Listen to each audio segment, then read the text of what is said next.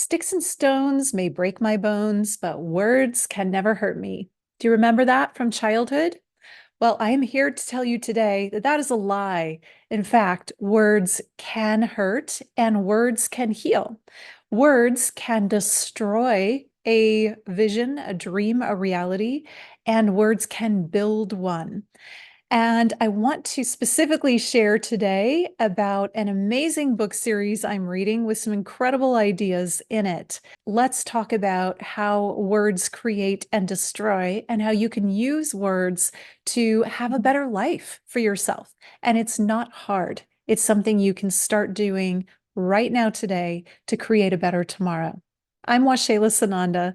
Thank you for joining me today.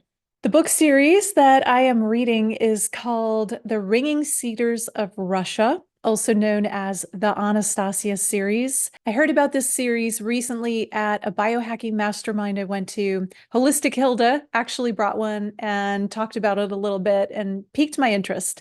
So I read the first book, Anastasia, and I went to my library to check out the second book. I thought that it was a fiction series. I was trying to get some help to find the second book at the library. They couldn't find it, and they're like, oh, wait, it's nonfiction, right? And I'm like, it is. So then I got really interested. I was already interested. I thought it was a fun read on the first book. I'm going to have to go back and reread the first book when I'm done, because I read the first book thinking it was fiction and it's nonfiction. It's about a woman, Anastasia, who lives in the Siberian taiga region of Russia. She is a Vedic or a Vedrus, and she has this expanded mind, as all of them did, and apparently as we all did in previous incarnations, where she can think really on a multidimensional scale. She can project herself into other realities, go to other planets. She can bilocate. She can do all kinds of amazing things. She can solve the world's problems with her mind. This man, Vladimir, who's the author of the books, encounters her on a trip he's on. Then the rest of the series unfolds with his interactions with her, her sharing and teaching him. And then the things, I won't give away too much, but the things that happen are quite profound. Really, what's so profound is the way that she shares about reality, her understanding of reality, her interaction with God and the divine, and her way of being in the world. She needs nothing. She has everything, but she doesn't use money or any of our modern conveniences. She lives in the forest, and it's quite profound how she lives her life. In the beginning, or toward the beginning of book 6, I have it here. Book 6 is the Book of Kin. I'm going to have to give you a little bit of a spoiler alert here, because I need to tell you, and it comes out in the first book anyway, you'll find out that Vladimir and Anastasia end up having a child together. And so at the beginning of book 6, Vladimir is going to see his child for the first time since his child was an infant. And now the child is 4 or 5 years old. And this child's name is Vadia.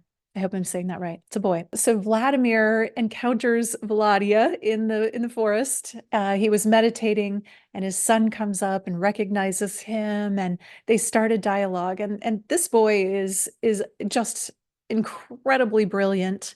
Of course, he's never gone to a regular school.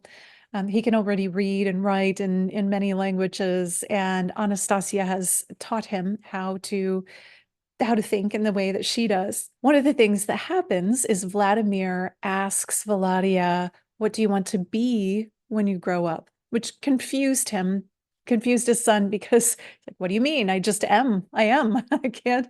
What do you mean? What do I want to be? I already am. He ends up reframing the question to something like, what is the most important thing that you think you'll do in your future? And Vadia said, the most important thing I will do is I will find a girl, and I will make her happy, and we'll build our domain together.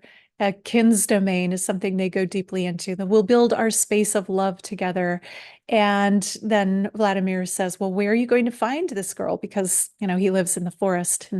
And Vadia says, well, he'll go to the place where his father is from, and he'll find a girl there, and he'll bring her back to the forest with him.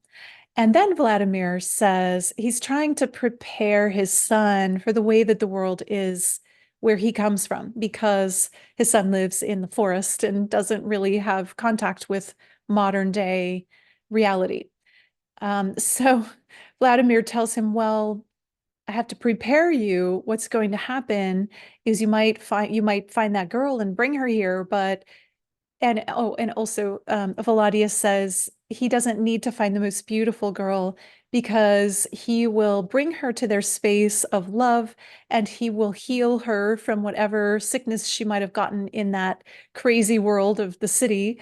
And then he will love her and make her turn into the most beautiful woman. So he's not worried about finding a traditionally pretty woman. He knows that that will happen. And then Vladimir tells his son, well, here's the thing about pretty women. They tend to want to be models and actresses. So once you make her beautiful, she's going to leave you and go back to the city, and she's going to want to be an actress or a model and make money and get lots of applause and adoration. And Vladimir says, and she'll leave. What if she leaves you with a child? What will you do then? And and Valadius says, well, I'll be so happy creating our space of love with our child, and we'll make it so beautiful and so wonderful that she will come back. And when she comes back, she will be surrounded by so much love. All of the plants and animals will adore her, and she'll be very happy and live out her life in happiness and bliss as a family with us. So they got to speaking a little more, and Valadia says to his father, not in a scolding way, but he said, none of that ever would have had to happen if you wouldn't have put that out there in the first place. Telling Vladimir he's responsible, that with his words, he created a scenario where Valadia's future wife will leave him. And then Valadia said, I will have her return, with his words. But Vladimir thought about it, and he's like, oh my gosh, I created this glitch in my son's future reality. And so Vladimir said, well, you can fix it with your thought. Why don't you do something to fix it? And Valadia said, yes, I can, father, but I do not want to contradict your thought with mine. And at that point, Vladimir had realized, well, several other things had happened previously up to this point, but that's the point where he said, oh my gosh, I can't really talk to my son, because everything I tell him, because the son's thoughts are so pure and so high and so expanded, that everything Vladimir says kind of brings his son down, but not intentionally. He wants to raise him up and prepare him and do all the things that a father wants to do for a child.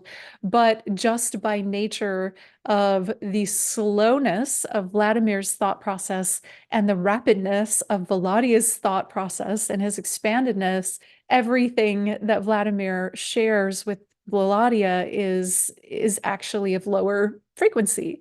So he's bringing him down. And then Vladimir realizes that, and he's like, gosh, I probably need to stop talking. And so what I love about that entry in this book series is how it really points out that we mean well as parents, as friends, as a sibling, as, throughout our lives as children. We mean well when we say things of caution or things to warn someone, even like, be careful. It puts that idea in someone's head that, oh, there's something that could go wrong, I better be careful. Instead of just like going with the joy of the moment, why insert that?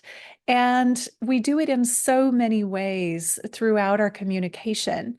It's really an opportunity to look at our communication and think, okay, how can I raise not only myself, but raise myself up with my words and my thinking in a positive way, and also use my words to uplift others. So when a friend or a child or, someone in your life comes to you with a dream that seems really fantastical or really out there, and you don't quite understand how it could possibly work, and you start thinking of all the things that could go wrong, instead of saying the things that might go wrong, because when you do that, you're putting those things, you're inserting them into that person's reality, discuss the things that could go right, or talk about the things that are working in the plan, and then let that person work out the other issues themselves.